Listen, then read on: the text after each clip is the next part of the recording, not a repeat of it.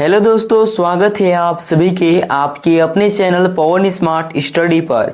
तो आज के इस वीडियो में लेकर आ गए हैं दोस्तों एसए2 एग्जाम 2026 जो कल आप लोग का होने वाला है 14 मार्च को दोस्तों गणित का पेपर।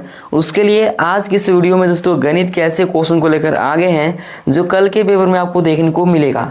तो अंत तक बनेगा वीडियो में। अगर वीडियो पसंद लगेगी तो वीडियो को लाइक कर चैनल को सब्सक्राइब जरूर कर लेंगे और अपने दोस्तों के पास शेयर कर देंगे, है ना। चलिए दोस्तों शुरू करते हैं आज की इस वीडियो को। तो देख लीजिए दोस्तों वर्ग 6 विषय गणित आप लोग का है। पूर्णांक आप लोग का देख लीजिए 50, समय 2 घंटा, है ना दोस्तों। चलिए हम लोग देख लेते हैं इस क्वेश्चन को। वो क्वेश्चन कौन है जो कल के पेपर में आपको देखने को मिलेगा, है ना। तो ये देख लीजिए दोस्तों वो क्वेश्चन यही है, ठीक है। और यहाँ पर पहला क्वेश्चन क्या पूछा गया, ध्यान देंगे हर एक क्वेश्चन यहाँ पर इंपॉर्टेंट होने वाला है। तो पहला क्वेश्चन यहाँ पर दिया है दोस्तों कि संख्या 999 की परिवर्ती संख्या है। तो बताया है दोस्तों अगर परिवर्ती पूछेगा तो +1 करेंगे, अगर पूर्ववर्ती पूछेगा तो -1 करेंगे। यहाँ पर परिवर्ती पूछा है तो 999 में क्या करेंगे, +1 कर देंगे दोस्तों। तो आप लोग का 1000 आ जाएगा जो कि ऑप्शन बी में है। तो 20 का आंसर हो जाएगा दोस्तों, है ना। चलिए आगे देख लीजिए सेकेंड नंबर क्वेश्चन क्या पूछा गया है, ध्यान देंगे आप लोग, है ना। 1 मिलियन कितने लाख के बराबर होता है। ऑप्शन देख लीजिए, ए में 1 लाख, बी में 10 लाख, सी में 100 लाख और डी में 5 लाख। तो 1 मिलियन जो है दोस्तों 10 लाख के बराबर होता है। 1 मिलियन बराबर जो है 10 लाख होता है, याद रखेंगे आप लोग, है ना दोस्तों। आगे देख लीजिए तीसरा नंबर क्वेश्चन क्या दिया है कि सबसे छोटी अभाज्य संख्या कौन सी है। सबसे छोटी अभाज्य संख्या, तो अभाज्य संख्या देखिए क्या होता है जिसमें केवल 2 गुणनखंड हो दोस्तों, केवल 2 गुणनखंड हो अभाज्य संख्या कहलाता है ना। जैसे कि यहाँ पर सबसे छोटी अभाज्य संख्या की बात किया है तो शुरू जो होता है 2 हो गया, 3 हो गया, 5 हो गया, 7 हो गया, 11 हो गया, 13 हो गया, इस सभी के 2 ही गुणनखंड हैं। तो ये आप लोग का अभाज्य संख्या के अंतर्गत आता है ना। ऐसे बहुत सारा हुआ है दोस्तों, लेकिन हम लोग उदाहरण के तौर पर आप लोग को यहाँ तो बता दिए। अब देखिए सबसे छोटी की बात क्या है, शुरुआत कहाँ से की है, 2 से। ये आप लोग का छोटी हो जाएगा ऑप्शन बी। अगर पूछता है कि सबसे छोटी भाज्य संख्या कौन है, तो भाज्य संख्या जो होता है कि जिसमें 2 से अधिक गुणनखंड हो, तो उसमें शुरुआत जो होता है 4 से होता है। 4 से होता है तो सबसे छोटी भाज्य संख्या 4 ही होगा, है ना। चलिए आगे बढ़ते हैं। आगे देख लीजिए क्वेश्चन नंबर 4 दोस्तों, है ना। और 4 में क्या दिया है कि भिन्न 3/5 और 4/5 में कौन सी भिन्न बड़ी है। 3/5 दिया है और 4/5 दिया है। यहाँ पर इसको हम लोग भाग देते हैं, कितना आता है देखिए 0 बार में, फिर 3 में 5 है 30, 0.6 आया।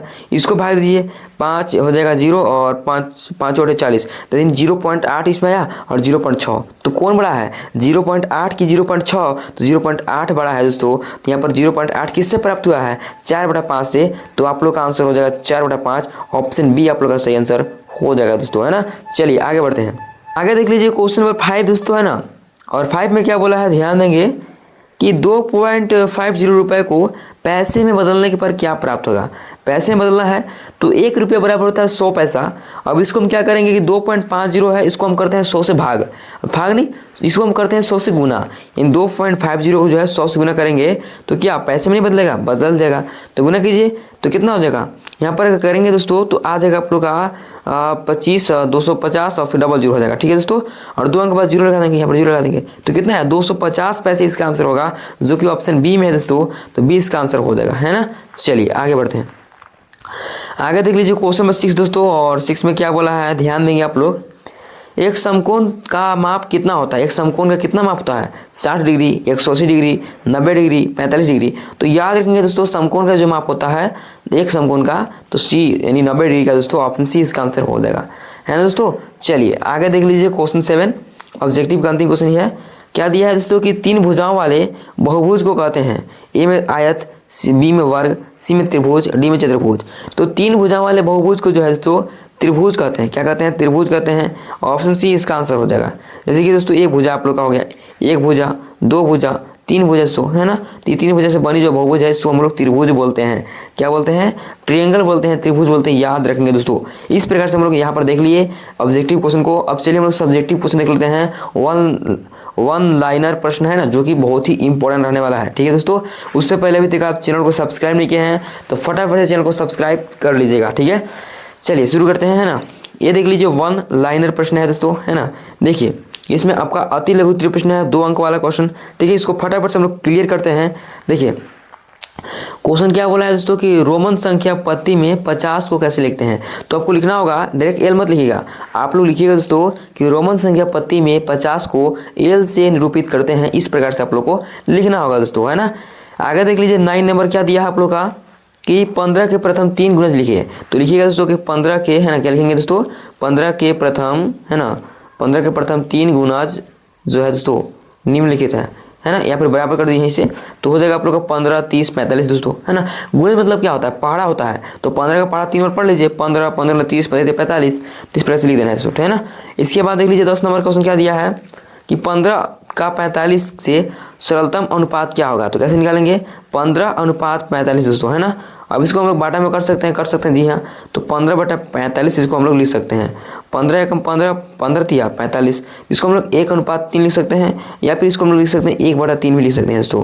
देख लीजिए इसी प्रकार से आप लोग का यहाँ पर उत्तर दिया हुआ है। तो यहाँ पर अनुपात में पूछा था, तो अनुपात आप लोग 1:3 ही लिखेंगे दोस्तों, है ना। चलिए आगे बढ़ते हैं। आगे देख लीजिए क्वेश्चन नंबर 11 क्या दिया है कि x का 5 गुना को बीजीय रूप में लिखिए। x का लिखेंगे, x का 5 गुना, है ना। तो करेंगे दोस्तों x गुने 5 करेंगे तो हो जाएगा आप लोग का 5x। इस प्रकार से आप लोग यहाँ पर उत्तर लिखेंगे दोस्तों, है ना। आगे देख लीजिए 12 नंबर क्या दिया है, वृत्त के केंद्र से परिधि तक की दूरी को क्या कहते हैं। वृत्त के केंद्र, है ना, वृत्त के केंद्र दोस्तों ये आप लोग वृत्त का केंद्र है। ऐसे परिधि तक की दूरी करने खींचिए, यानी खींचिए चाहे कौन खींचिए, है ना। तो देखिए दोस्तों यहाँ पर जो होता है आप लोग का आर यानी त्रिज्या होता है। क्या होता है, त्रिज्या होता है। ये हो जाएगा आप लोग का दोस्तों। आगे देख लीजिए दोस्तों क्वेश्चन 13 क्या है कि एक घन में कितने शीर्ष होते हैं। एक घन, जैसे कि हम यहाँ पर घन आप लोग को बनाना चाहेंगे दोस्तों, हम घन थोड़ा सा बना दिए हैं, तो इसको थोड़ा सा देख लेंगे। आप लोग भी घन बनाएंगे, ठीक है।